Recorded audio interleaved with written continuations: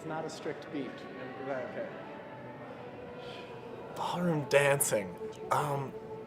Sometimes I feel like in my life I just fall ass backwards into things, and I think ballroom dance was one of those instances. My brother is a ballroom dancer as well, and a right now measurably better ballroom dancer. We've only competed with each other once, and it was at this year's Twin Cities Open. So it's me and my partner Jessica, and when you're on a competition floor ballroom dancing, it feels very personal when there's only one other couple. So they beat us in every dance in 2 rounds, but they didn't beat us by a lot. They beat us by a little bit. Once upon a time, I saw on some advertisement that there was newcomer night at Dancer's Studio here in St. Paul, and newcomer night is like, oh, totally free, come try out ballroom dancing. And it was fun, but I was actually thinking that it was more of like free practice time, less of free, we're going to run a lesson and everyone's sort of going to be directed.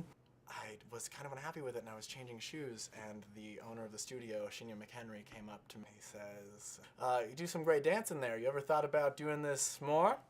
I was like, are you gonna make me an offer? And yeah, so we met the next day at 1 o'clock. It was a Monday, for some reason, in my story.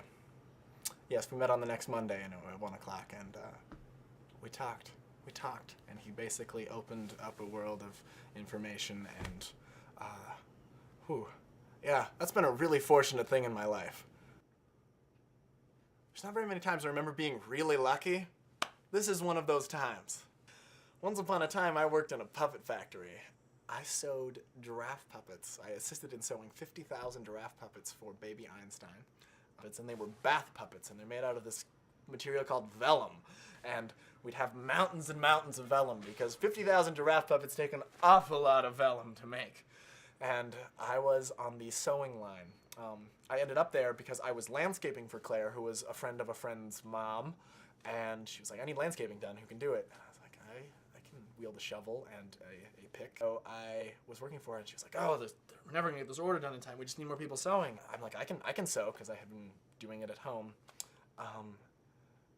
And she was like, can you run a machine? I'm like, yes, I can. She's like, when do you want to start? I'm like, now. And she's like, well, 4 a.m. tomorrow, you can carpool with another fellow named Nick.